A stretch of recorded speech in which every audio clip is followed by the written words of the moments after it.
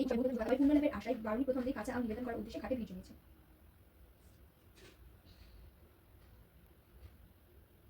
ঘাটের দৃশ্য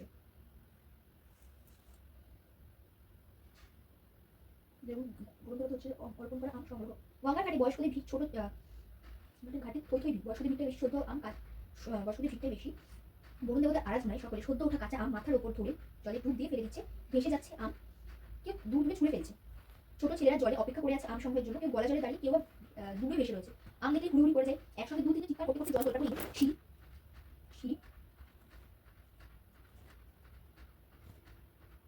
সরে যায় ঘাটের সামনে, সিঁড়ির কাছে সিঁড়ি কর্দমাক্ত হয়ে থাকায়